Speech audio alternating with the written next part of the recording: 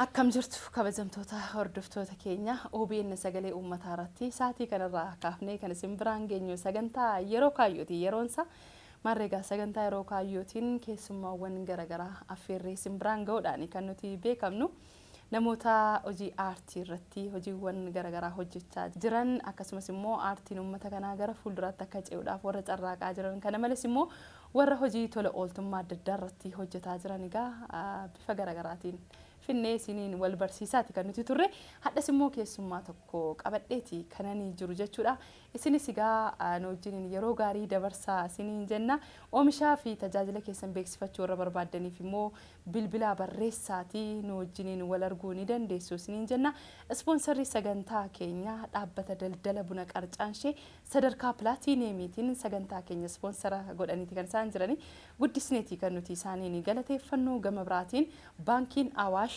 sponsor Platinumiti isaaniinis guddisneeti kan nuti galateeffannu egaa warreen kaanis immoo irratti hirmaadhaati sagantaa kana sponsora godha isiniin jenna ani qopheessee kan isiniif dhiyeessaa isin wajjiniin turugaa Nasraa Shariifii gama ogummaa kaameraatiin akkasumas immoo suur sagalee gulaaluudhaan kan wajjiniin turtii taasisu Yilqaal Antanaati odeeffannoo tokkoon qabaa odeeffannoo kan kootti aansee immoo beeksisoota dhaabbilee sponsora nuuf ta'anii isin biraan ni geenya jechuudha keessummaa nanan qabadhee jiru wajjiniin kan walitti dhufuudha jechuudha waa'ee maarch baandiitiin wal qabsiisnee odeeffannoo muraasa tokko isin biraan ga'uudhaaf kanan yaade egaa maarch baandiin akkuma beekamu sirnoota adda addaa irratti sagantaan gurguddaa yoo jiraatu adda irrattis gammachuu irrattis sirna adeemsifamuudha maarch baandiin kun jechuudha egaa namoonni beeka maarch baandiin kun immoo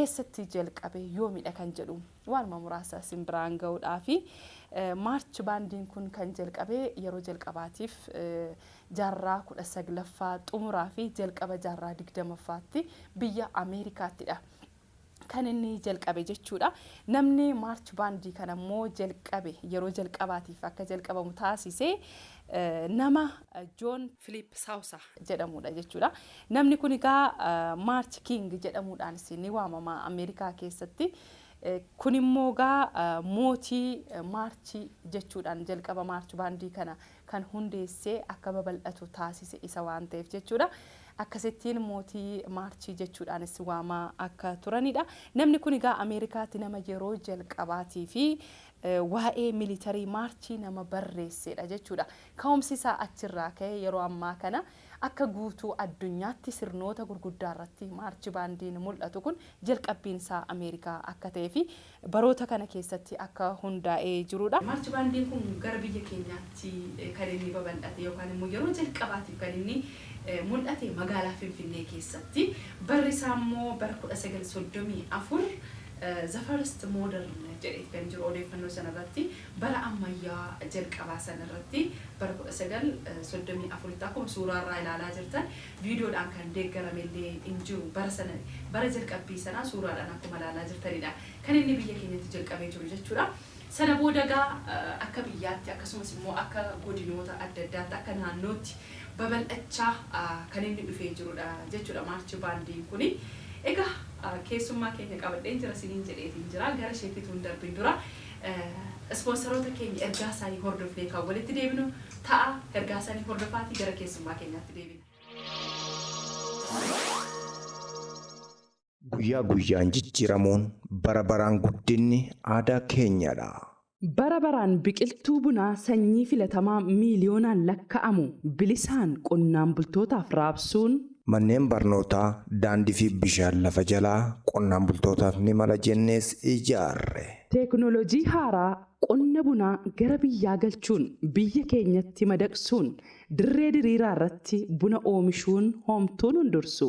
Buna eenyummaa keenya ibsu addunyaatti bifa adda addaan erguun biyyattii keessatti sadarkaa duraarratti argamna. Aadaan keenya calaqqee keenya jennee buna qalaadhaan keessummoota addunyaa simanne. Maarree kan hundaaf qonnaan bultoonni ragaa keenyadha. Qarcaanshee Trading. Qarcaanshee Trading. Awaash ijoollee fi dargaggootaaf. maatiin gamni ijoollee isaanii qusannaa barnootaan qixa jalqabsiisu. Ijoolleen maatii onnatan irraa argaman aadaa qusannaa guyyaa guyyaan gabbifatu. Maatiiwwan egereef yaadan ijoollee isaaniitiif fakkeenya ta'uun qusannaa shaakalsiisu. Shamarri ijoollummaadhaa hanga dargaggummaa hordoffii maatiitiin guddatte qusannaan qajeelfama jireenya ishiiti. Maatiiwwan ijoollee fi barattootaaf qusannaa jalqaban faayidaa addaa qusannaa jalqabsiisuuf ta'u qopheessinee eegna. Baankii Awaash.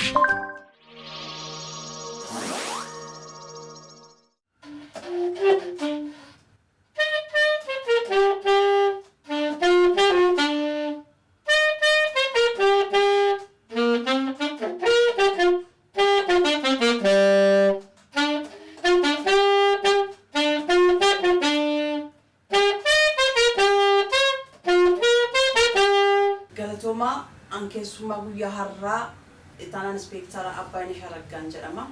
Hayyee inspektar Abbaaynesh Araggaa waamicha keenya kabajjee istuudiyoo keenyatti waan nuuf argamteef guddisnee si galateeffannaa. Anaa dhufuu baga nagaadhaan dhuftee siin jedha. Hojii aartiin kunis maarchii baandii kana keessadha kan inni jiru waan ta'eef waanuma kanaa gaa atis kunoo meeshaa kee qabatteeti kanatti dhuftee jirtu. Guyyaanis guyyaa bashannanaati jidduutti gaa Abataatu wajjiniin akka turu waadanaa seentaa. Mee hamma gaaffiidhuma tokko sii kaasuudhaa fi inspektar Abbaaynesh Araggaa gara maarchii baandiitti yoom dhuftee kan jedhaa jalqabnu laata? Tole. Gara maarchii baandiitti kan hin dhufe bara 1997. 1997 magaalaa Finfinnee mana barnootaa kolfee muuziqaa tiyaatiraa kan jedhutti baradhe. Kana fakkaata barniitti gal. Akkaataan turmaata keenyaa immoo achi keessatti jalqaba nu mana barumsaarraa galle waan ta'eef naamusa poolisummaa baranne. Asa'ee jalqaba baranne erga naamusa poolisummaa baranne kaaneeti gara muuziqaatti seennee jechuudha. Gara muuziqaatti seennee muuziqaa kana 18 baranne. 18 baranne sana booda eebbifamne hojiidhaaf qophoofne jechuudha. Akkaataa kanaan gara maarchii baandii kanaatti makamte jechuudha. Tole meeshaati qabattee jirtu kana gaa yeroo baay'ee maarchii baandii isin yeroo sochootanu namni kamuu ni arga. Mee maal jedhama isa jedhu mee? Tole meeshaan kuni alto sax jedhama. Ramaddiin isaa E flat instrument jedhama. E flatidha. Meeshoota kan biraarraa transpose godhama. Fakkeenyaaf meeshaa C flat kan jedhamu jira. C flat sanarraa ja'a ol ba'eet hojjeta jechuudha. Muuziqaan tokko yoo nuu kennamu ta'e muuziqaa sana warri C flat yoo barreeffatan ta'e isaanirraa transpose kan goon step ja'a ol baaneet isaanirraa warra B flat irraa immoo step 5 ol baanee transpose goonee hojjenna jechuudha. Inni kun E flat instrument jedhama. Alto sax jedhama. Saxiiwwan jiru saxiiwwan afran keessaa gosuma tokko kuni waa'ee hamma guddina isaaf xiqqina isaa malee sopraanoon jira, altoon jira, teenarii jira, baritoon sax kan jedhaman jiru. Hundumti isaanii qabiyyeen isaanii tokko.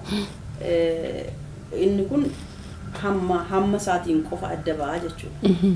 Mee waa'ee maarchii baandii kana akaasuuti.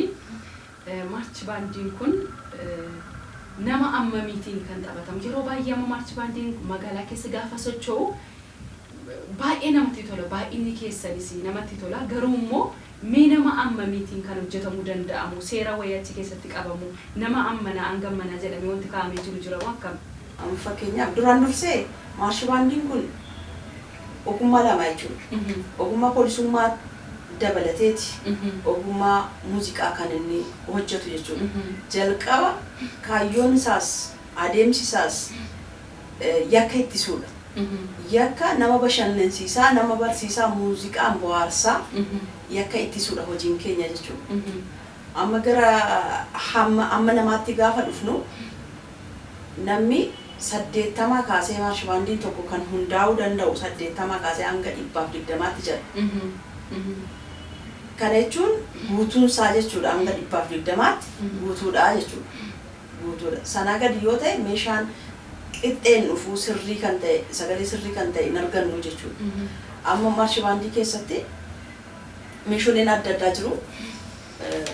Beeziin jira, percussion meloodiin jira. Warri kun hammi isaanii kan isa tokko caala taanaan qixxeen dhufu jechuudha sagaleen sun. Sagalee sana qixxee fiduudhaaf namni hiriira keessatti amma aaltoo saaksiidha kuni aaltoo saaksiin kun meeqa barbaachisa? Teenariin meeqa barbaachisa kan jedhu san siluma inni kun ittiin qo'annaa godhamee jechuudha nama kan 80 hanga 120 jedhamee kaa'ame jechuudha. Kanaaf namni kun gaafa kanatti hiriira sagalee qixxee ta'ee fi gurra namaa hin quuqne tokko dabarsaa jechuudha. Baay'ee haalli isinitti hojjettanis baay'ee kan namatti tola. Garuu akkuma tu amma kaastee jirtu yakka ittisuudhaan bashannansiisaa yakka ittisuudhaan akka ta'e jirudha. Amma hubannoon nama bira jiru amma fakkeenyaaf hojiin maarchi baandii yeroodhuma sagantaa wayii jiru sagantaa sanarratti agarsiisa sana agarsiisuu qofa akka ta'etti yaadni yaadamu jira. Sanaan alatti hojiin miseensi maarchi baandii sana keessaa hojii addaa kan biraa waan hojjetu ni qaba. Qaba amma fakkeenyaaf muuziqaan yeroo nuuf kennamu inni kun hojii maarchi baandii keessatti yeroo laal muuziqaan ni barreeffama nu barreeffamaan dubbisaatti nootaadhaan hojjenna jechuudha. Barreeffama sana yeroo hojjennu hin qo'anna guyyaa guyyaatti hin qo'anna. Muuziqaa haaraa nu bahe sana hin qo'anna dipaartimentiidhaan adda baanee qo'anna. Sana booda hundumtuu qo'atee erga bilcheessee ka'e walitti fidee konsartiidhaan bakka tokkotti hojjetamaa jechuudha. Sanaan ala immoo amma fakkeenyaaf Komishinii Poolisii Oromiyaa bakka barbaade kamittuu ga'umsaan hojjeta jechuudha. Hojii akka ittisuu kamirrattuu hirmaatee hin hojjetaa jiras. Hojjetes bu'aa baay'ee gaarii ta'e agarsiiseera. Akka magaalaa Adaamaatti amma fakkeenyaaf yeroo naannoo filannoo sana sakattaayin sana karaa Adaamaa qorqorroo sana jiru sanarra maarshi baandii ture miseensa maarshi baandii ture. Sanarratti waan gurguddaa akka magaalaatti kan galmeessise maarshi baandiidha jechuudha yeroo sana. Kutannoo isaan poolisummaa irratti qaban waan guddaadha jechuudha. Amma naamus hin beekaa jechuudha. Naamusni kan muuziqaas kan militariis wal faana qixxee godhamee deemama. Muuziqaa waan hojjetuuf gara sanatti hin deemu jechuudha. Qixxeedha wanti hunduuyyuu. Inni kun lachuu wal faana deema waan ta'eef kaayyoon isaas adeemsisaas yakka ittisuu kamirrattuu hirmaanneet bu'a qabeessa taanee hojjetaa jirra jechuudha. Muuziqaadhaan deeggarameeti kan baay'ee namatti toludha kuni. Muuziqaa kana qo'achuudhaaf qabachuudhaaf immoo mee akkamittidha kanatti muuziqaa kana qabattee muuziqaawwan taphattu kana jechuudha. Gama kanis sagalee muuziqaa taphattu kana haala kamiin qabatteedha? Muuziqaan tokko hin ba'a. Muuziqaan sun barreessaa qaba. Muuziqaa sana gaafa barreessu meeloodiidhaaf, percussioniidhaaf, beeziidhaaf jedhee barreessa. Gaafa sana kan meeshaa kanaaf ramadame kan meeloodiidhaaf ramadame kun nuuf kennama jechuudha. Nootaadhaan barreeffamee nuuf kennama. Nootaa sanarraa tokkoon nama dubbiseet irra barata jechuudha. Dubbiseet hojjeta. Amma sagaleedhaan gurraan nu hojjetu jechuudha maarshi baandii. Dirqama nootaa irratti isa barreeffame sana gatiinsaa, rukuttaansaa, baarii keessatti maaltu jira kan jedhu achitti barreeffamee nuu kennama. Maatii horattee taa'ee ijoollee meeqa qabdaa? Yoo maatii horattee ta'e jechuudha. Mee kana nuuf kaasi. Ani maatii horadheera. Tole. Maatii horadheera abbaa warraa koo wajjin mana barumsaatti wal barree. Bara 1997 jechuudha. Naannoo waggaa 17 geenyeera jechuudha. Hayyee. Digdama gaafa guutan sagantaa isinii hojjenna. Inni gaariidha. Kanaaf daa'ima sadiin qaba. Hayyee. Daa'imni sadanuu dhiira. Kennaa isaati. Kennaa isaati. Hayyee. Kanaaf maatii horadheera jechuudha. Walii galatti gammadeen jiraadha maatii koo wajjin. Mucaan keenya hangafa waggaa meeqa? Inni waggaa 13. Hayyee. Inni lammaffaa waggaa 9 ga'eera. Inni sadaffaa immoo waggaa 3 galuuf. Maatiin keessan maatii milkaa'aa isiniif haa ta'u ijoollee kee rabbisiif haa guddisu. Ameen. Kan isin hordofaa jirtan OBN sagalee uummataa irratti sagantaa yeroo kaayyooti keessummaan keenya immoo Inspektar Abbaaynesh wajjiniin kan nuti jirru. Egaa waa'ee maarchi baandiitiin wal qabsiisnee gama aartiitiin jiru waan tokko tokko kaasaati kan nuti jirru. Egaa Inspektar amma immoo jidduutti guyyaanis guyyaa bashannanaati booda sirriitti nu taphachiistaa jedhee waadaa nu seenteetta. Kanaaf amma mee kan eenyu nu taphatta? Kan abbituu kabbada keessaa kan yaanni koo kan jedhu isin qabadha. Yaanni koo gama keeti yaanni koo. Nu taphadhu mee hordoftoonni keenya immoo nu hordofaa.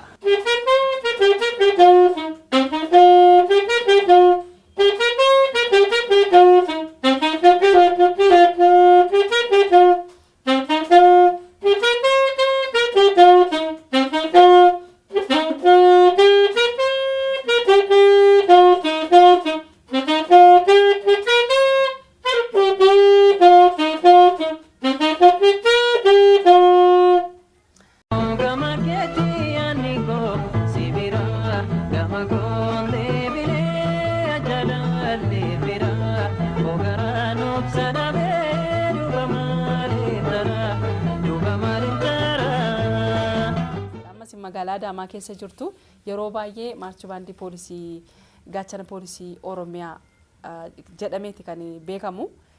Mee sirraa dhageenyuti itti waamamni keessan akkamii haalli achi keessa jiru immoo hojiin aartii achi keessa jiru qoqqoodiinsisaa mee akkami? Maarchi baandii koomishinii poolisii Oromiyaa jedhama. Orkeestiraan gaachana poolisii Oromiyaa jedhama. Inni sunis tiyaatirris sanuma jala jira jechuudha. Kutaa of danda'edha waan ta'eef tiyaatirri diraamaa hojjetaa, taphoota gaggabaabaa hojjetaa, sanarratti bashannansiisee ergaa dabarsaa jechuudha. Orkeestiraan immoo sagaleedhaan sirbaa, shubbisaa, waltajjiidhaan elektiroonikii kan ta'e isaan hojjetaa jechuudha. Maarshi baandiin immoo ofuma isaatiin qabee deeggarsa tokko malee elektiroonikii tokko malee karaarra hiriiraan hojjetaa deema jechuudha. Maarshi baandiin bakka keessummaan guddaan jirutti bakka awwaalas ta'uu danda'a beekamaan namni akka biyyattiitti kabaja argachuu qabu tokko boqatetti reenfa sana hin gaggeessaa jechuudha. Kanaaf maarshi baandiin pirootokooliidha. Dubartummaaf hojii kana mee akkamiidha wantootiin jiranu kan jedhu mee nuu kaasi maaliif dubartoonni akkasii baay'een ni jiraatu. Daa'ima manatti dhiisanii abbaa warraa ofiirratti dhiisanii hojii sanaaf dursa laatanii ciminaan kan fuulduratti deemaa jiran. Ituu dubbannu waa'ee dubartootaa qofa maaliif kaaste akkanaan jenne warri dhiiraa nama folchaan isiniin jedha maaliif mana keessatti irra caalaa wantoonni garaagaraa nurradha kan jiranii daa'imaanis wal qabatee egaa inuma beektu isinis. Kanaaf jecha akkamidha dhiibbaan inni qabu kana keessaa immoo cimanii bahuudhaaf dubartootaaf mee waan jettullee asumaan. Dubartummaan siluma chaalenjiidha. Kennaadhas. An dubartummaa akka chaalenjiitiin fudhadhu garuu akka badhaasaattan fudhadhu. Tokkoffaa ani uumamni waan na badhaaseef dubartiin wanti ishiin hin sirreessine hin jiru jechuudha. Dubartiin mala barbaachisa. Bakka dubartiin jirtu wanti hundi hin sirraa.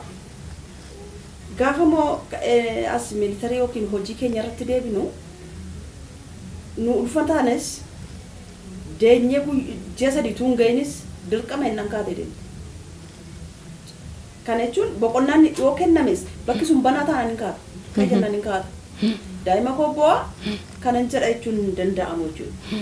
Sababni isaa siluma dirqama kanatti nu hin baanna jennee galle jechuudha. Dubara dhiira kan jedhee adda baasu hin jiru. Meeshaawwan fakkeenyaaf meeshaawwan sana keessatti hojjetaman keessaa fakkeenyaaf akka keenyaatti dipaartimentii 9 qabna. Dipaartimentii 9 kanarratti kan dubartootaas jedhamee kan kaa'amu hin jiru. Hundumarratti ramadama jechuudha. Qixxeedha bakka. Militarii keessatti kan dubartii kan dhiiraa wanti jedhamu hin jiru. Kaataa dirqama sii kenname bahuun dirqama jechuudha. Tokkoffaa itti gaafatamummaa bahu. Dubartiin biyya baay'ee dubartiin jireenya. Dhugumadha. Dubartiin manni dubartiin diigde inuma diigamu. Manni dubartiin cimsitee jaarte inuma jaarama. Dhugumadha. Biyyis dubartiidhaan jaarama. biyyis dubartiidhaan fakkaatamti. Dhugumadha. Haadhamti. Kanaaf dubartummaan dirqama nuu kennamerraa nuun deebisu. Abshaala dubartiin. Dhugumadha. Abshaala. Furtuu cufame kamuu kan hiikuu dandeessi jechuudha. Abshaalummaadhaan mana sirreessiti. Dubartiin abshaalli mana ishee sirreessiti. Haadha malaati. Haadha malaati mana ishee sirreessiti biyya sirreessiti. Dhugumadha. Argaa jirra waan ta'eef dubartoota fuuldura ba'an irratti argaa jirra. Maanuu fakkeenya waan fudhadhe hojii as keessatti miidiyaa irratti hojjettu irratti halkan atis kanuma keenyaaf dirqama fudhattee hojjetaa jirta. Hojiin kee akka sirraayisii ba'uuf hin bulta buluu qabaannaan hin oolta ooluu qabaannaan daa'ima kee dhiistee sin oolta. Dhugumadha. Kanaaf dubartiin kamtu bakka kennameefitti successful taati. Dhugumadha. Dubartiin dudduubatti hin deebitu. Sirriidha. Galanni isaa hin badiniiti. Barri hin dandeessu sun afeera waan ta'eef amma warri fuulduratti nuu ba'aniinis ilaalaa irra waan ta'eef dubartiin kamuyyuu waan itti kenname ba'achuu akka dandeessu haadha malaa akka taate egaa hin beekama. Atis immoo dubartoota kaaniifis egaa hundinuu cimaadhas yoo jenne kan keessaa dadhabu sin dhabamu fakkeenya ta'uu kan dandeessuudha. Egaa jidduutti immoo sirba tokko nuu jetteetiyyuu qophii keenya hordoftoota keenya beeksifna. Sirba gaa nuu affeertasi.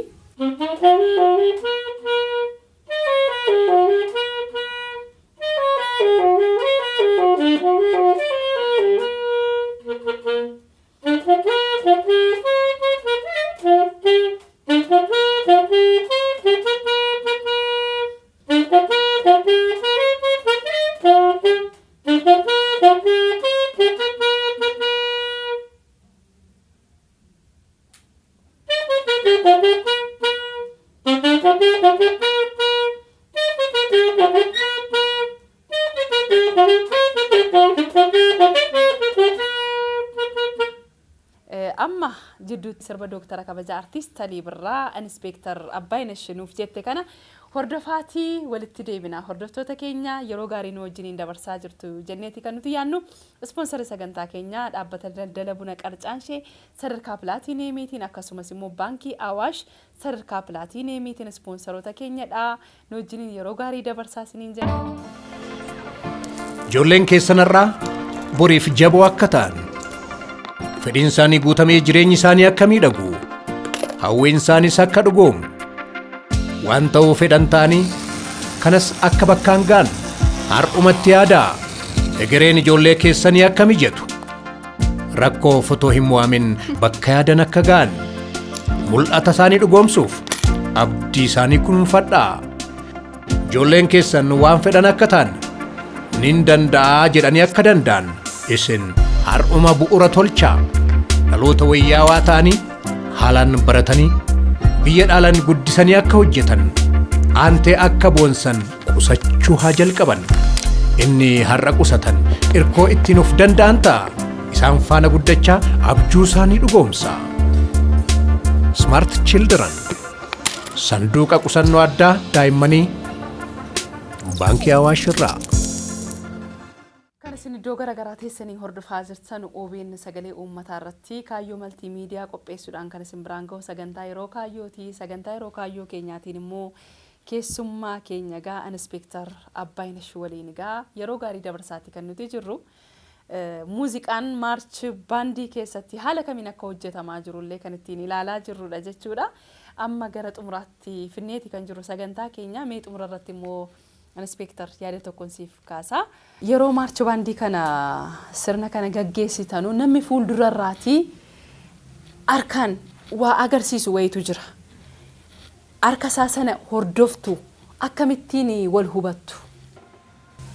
Tokkoffaa gaafuma barumsa muuziqaa baran akkamitti akka walii galuu dandeenyu inni kun qooqa qaamaati jechuudha. Qaamaan qooqa nu ittiin walii galluudha jechuudha. Gaafa inni kana nu agarsiisu sochii qaamaa sana nu agarsiisu maal godhaa jedhaa jira. Muuziqaa hirrisa sagalee isaa hirrisaa jedhamu dabalaa jedhamu dhaabu kutuudhaafan jedhamu kan jedhu kana isarra harka isaa laalleeti jechuudha. Harki isaa muuziqaa dabali beeziin hojjedhu meeloodiin hojjedhu ati kutuudhaaf qophaa'e jedheet big diraamii jira diraamii guddaan gidduu jiru sun harka qubatti agarsiisaa jechuudha. Qubatti agarsiisuun muuziqaa kutuufan waan ta'eef qophaa'e jira. Gaafa inni qophaa'e jedhu sun inni big diraamii taphatu sun rukuta jechuudha. Riitimii jalqaba rukutaa jiru dhiiseet dabilii rukuta jechuudha. Dabilii gaafa rukutu sun miseensi maarshii waandii immoo muuziqaa hojjetaa dabilii rukutamuunsaa kutamuuf waan ta'eef in eeggata jechuudha. Yoo dhaabannee hojjetaa jiraanne kondaaktarii sana kuta jechuudha. Inni fuuldura dhaabatee harkaan nu hojjechiisu kondaaktar jedhama. Inni yoo dhaabannee hojjetaa jiraan isatu kutaa yoo deemaa jiraanne immoo kan zangii fuulduraa darbatu jira. Kan akkas darbatan wayii jiru. Inni in kutaa jechuudha. Gaafa asii inni kun harka qubatti agarsiisu deemaa yoo jiraanne jechuudha. Diraamii inni guddaan in rukuta. Rukuta jechuudha. Gaafa inni dabili rukutu inni fuuldura ulee kaasa. Ulee kaasaa jechuun kutuufani qophaa'aa jedha. Ulee ol kaasee akkas godha. Sagalee dhageessisa qaba sagalee. Gaafa inni akkas godhu kutuufani qophaa'aa jedha. Inni biriijii muuziqaa beekaa. Eessatti akka kutamu beekaa. Eeggatee bakka citu sanatti kutaa jechuudha. Kutaa jechuudha. In kutaa jechuudha. Sanaan alas yoo wanti tokko wanti hin beekamne tokkollee qunname ta'e gidduu sanatti itu kondaaktarii nargii waan tokko yoo uumamu inni fuuldura jiru sagalee tokko tun dhageessise kuta jechuudha. Kanaafuu haala inni itti dubbatu sana harka isaa hordoftanii isin waan inni jedhu ni beektu jechuudha. Akkasitti ol beektu. Sana saala gaariidhaan na ibsite. Kanaaf egaa turtiin nuti taasisne baay'ee natti tolee jira inspektar.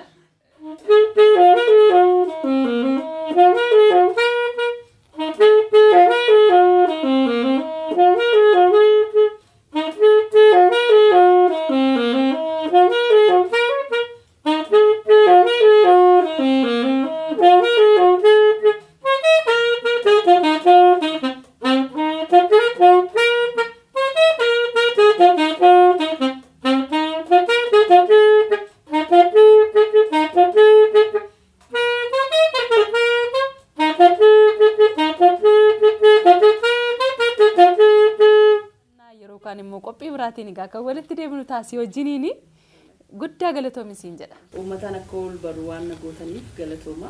Inspektar Abbaayinash wajjiniin turtiin nuti taasisne kana fakkaata. Biyya nagaa oolchee nu haa bulchuun isiniin jedhaa qopheessee kan isiniif dhiyeesse egaa ani Nasraa Shariifii gama ogummaa kaameeraatiin akkasumas immoo suur sagalee gulaaluudhaan Yiliqaal Aantana nu wajjiniin kan inni ture fayyaa nuuf ta'a horaa bulaa isiniin jenna nagaatti.